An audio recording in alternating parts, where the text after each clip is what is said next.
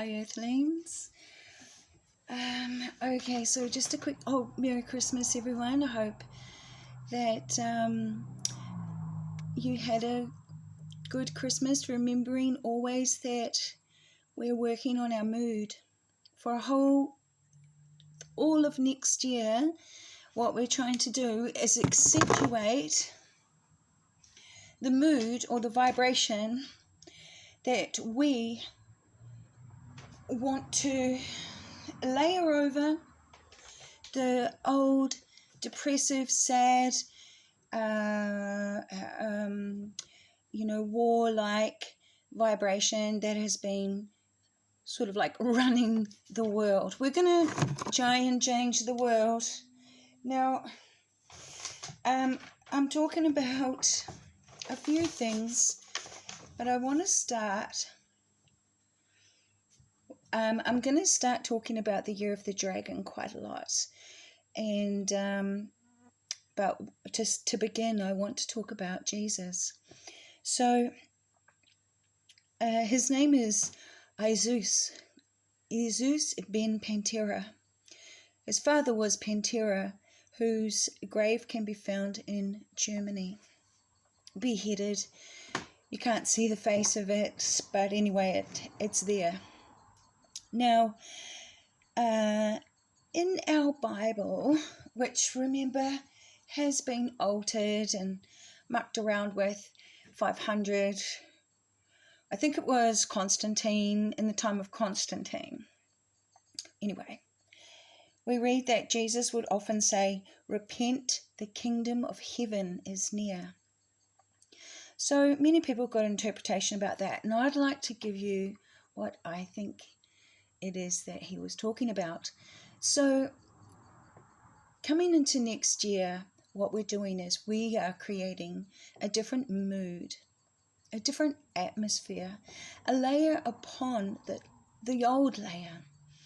So what Jesus was trying to say in his time when he was alive, the kingdom of heaven we know as the sky, the sun, the stars, and he also said the kingdom is within us, which is our solar plexus, where our inner child star is. Our soul is in our forehead. The breath is the spirit.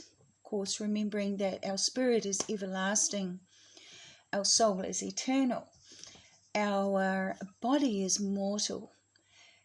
Our inner star is weighed at death, whether it gets to live or not live in the heavens above. So to be in the kingdom of heaven, there has to be something pure about your heart. It doesn't mean you can have a good life. It doesn't mean you have a bad life. It doesn't means that you are genuine and authentic. Okay, so I just want to tell a story. Now, let's go back to the century that Jesus was living in, Jesus. And when I look at history, that was when the Roman Empire was conquering. So the land that had been the federation of Greek states for 300 years, Galilee was one of them, and everyone spoke Greek.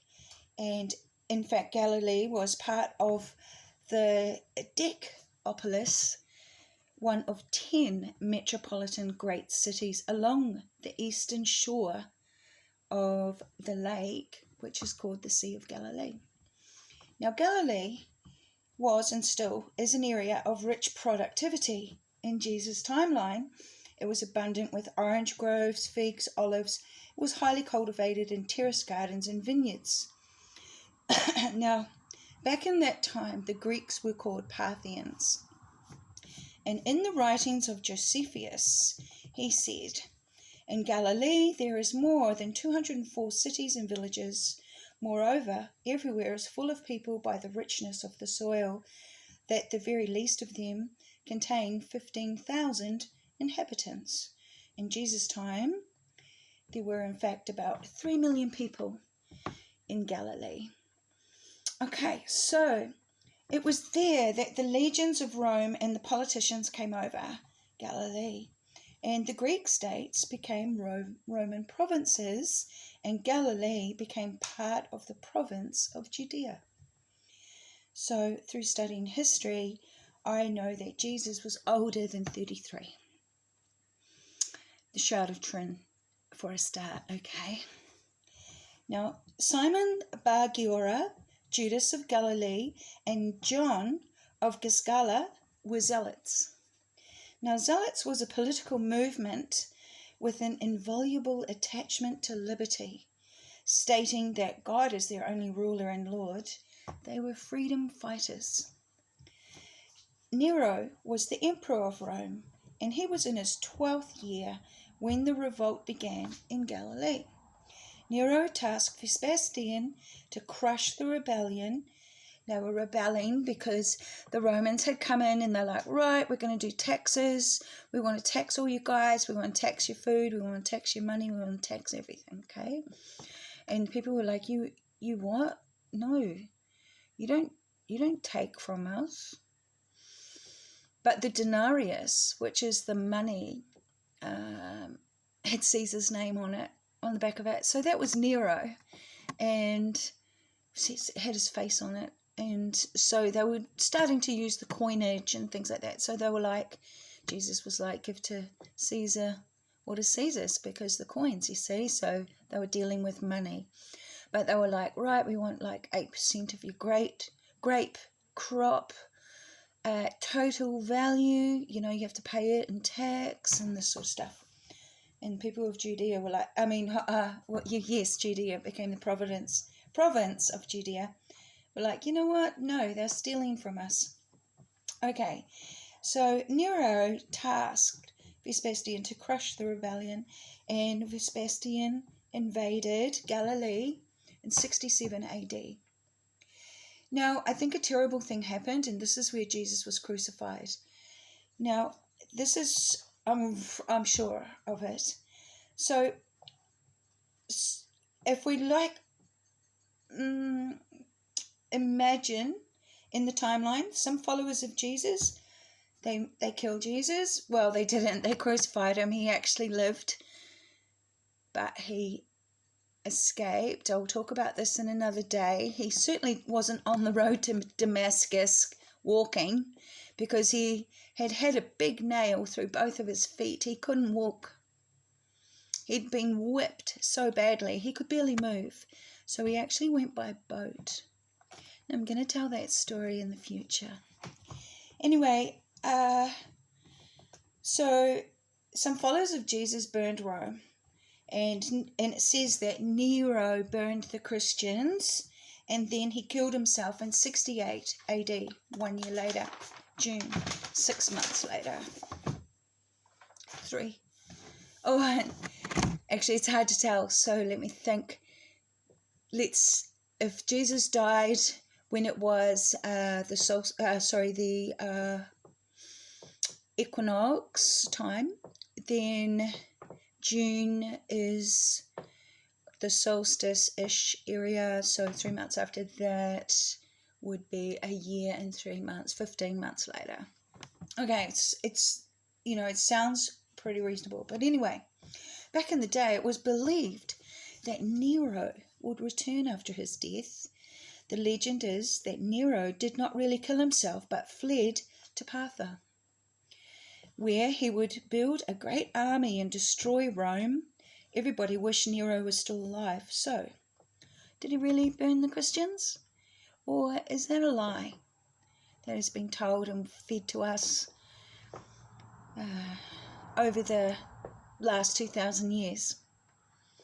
I've got a funny feeling it is. I think that they made up a story about Nero because he perhaps may have been a Christian. I don't know. It's hard to say. It was a very new religion at the time. Well, it wasn't a religion. It became a religion upon the crucifixion of Jesus. As soon as they nailed that guy to the cross, many people believed in him. Many more. He already had many, because Lazarus, he'd brought Lazarus from the dead. And he was already wrapped in his tomb and stuff like that. And when he called Lazarus from the tomb, the Jewish people, the Pharisees and the Sadducees and or at least them, flipped out. They were like, oh my gosh, this guy is like destroying our religion. They're all believing in him.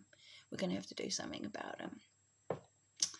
So he knew that by bringing Lazarus back to life, that it was his, sort of like his coup d'etat, it was his end of days of hanging out, being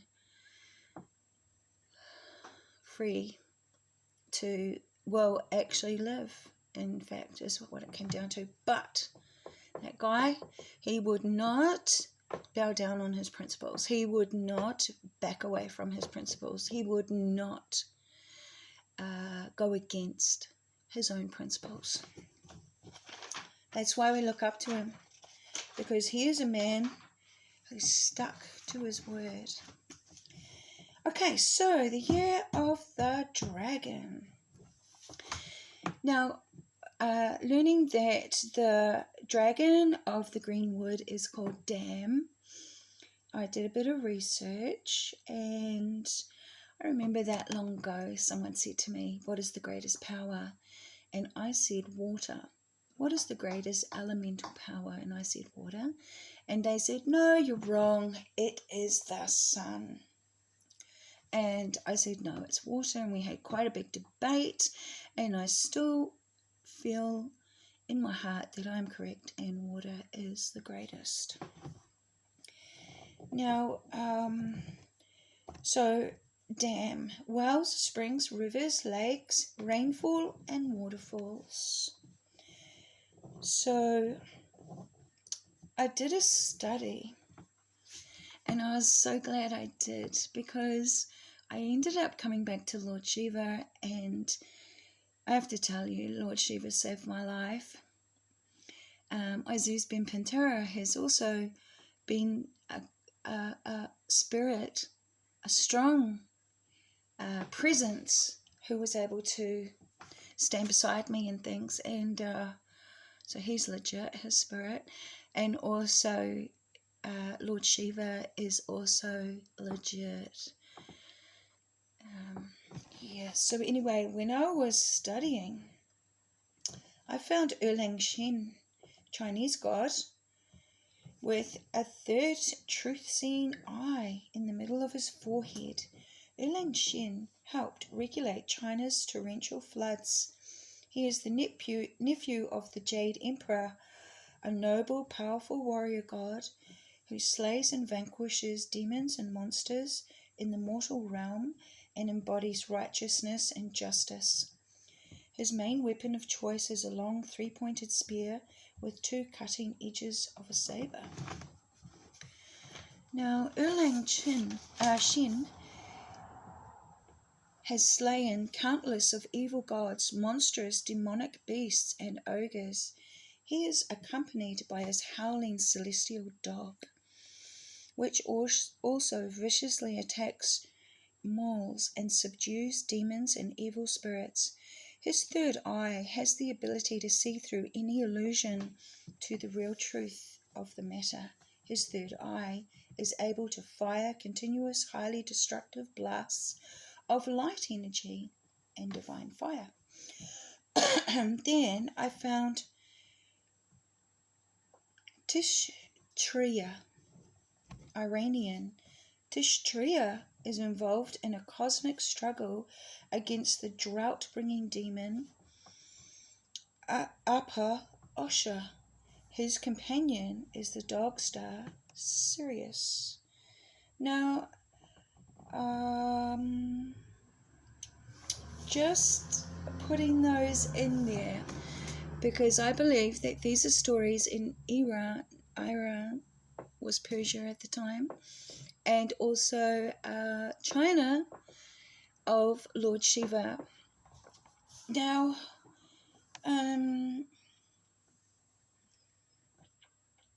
I've been listening to different things, and I'd like to just start talking about how we are going to create this permanent change upon our realm of paradise that overrides the man-made world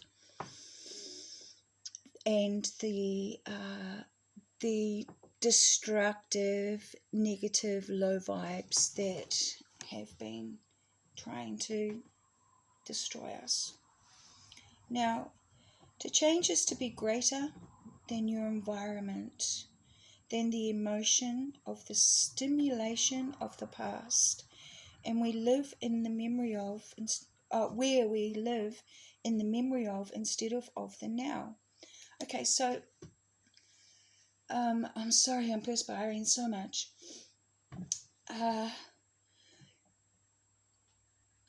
Memories can pull up a lot of negative thought patterns, where we felt that we were wronged, where we felt that we were treated unjustly, where we were in a state of innocence and something came upon us that was in a state of malevolence, the bad guy, that fairy, that one that wished death upon beauty at the age of 14. Now,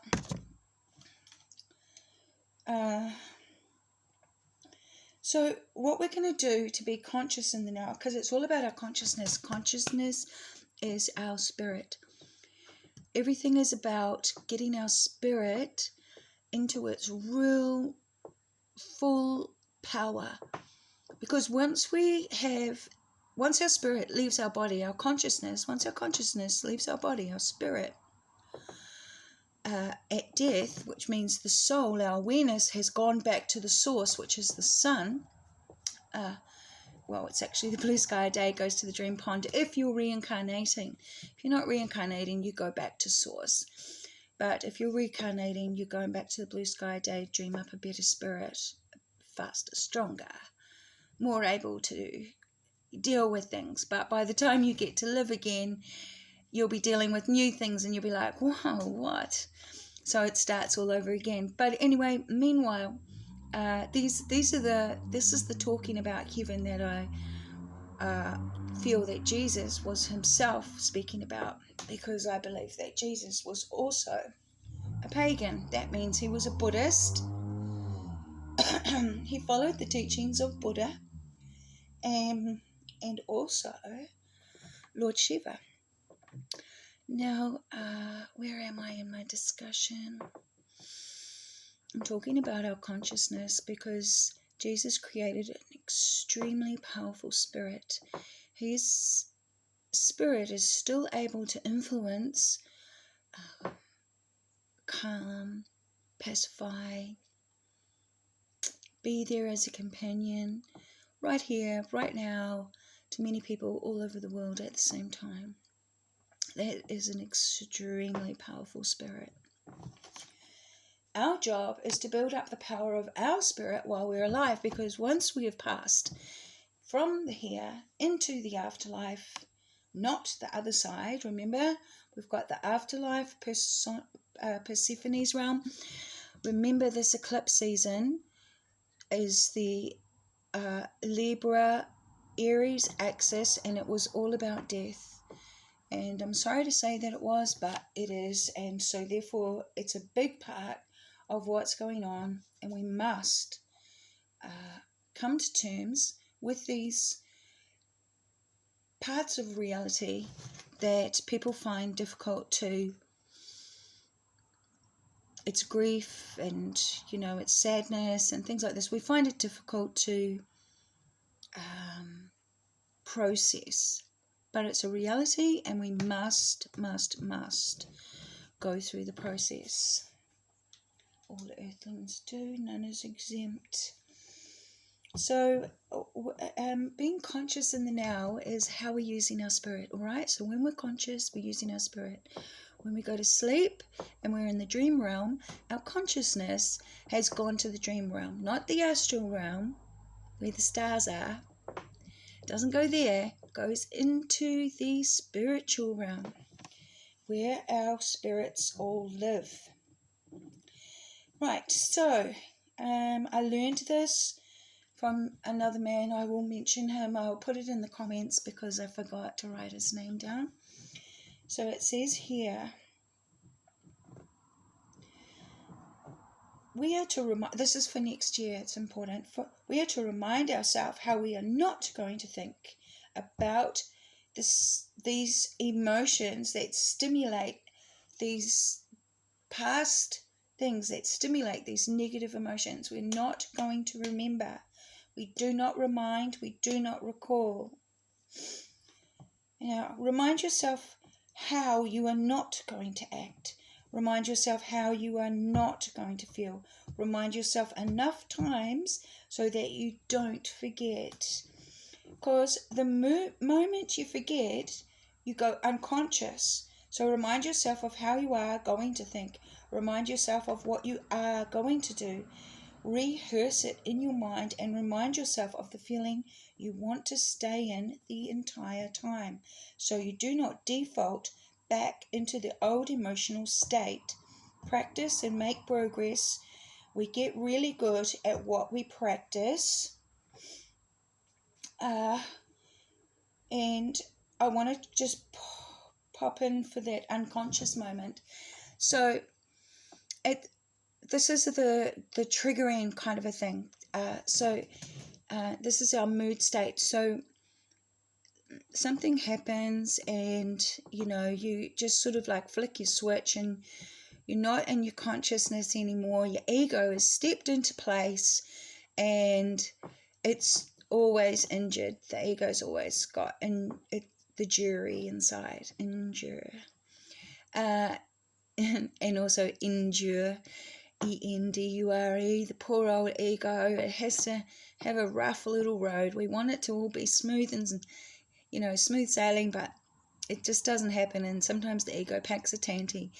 Now, okay, so let's say something happened, you were doing it, and then all of a sudden something happened, and you're like, what?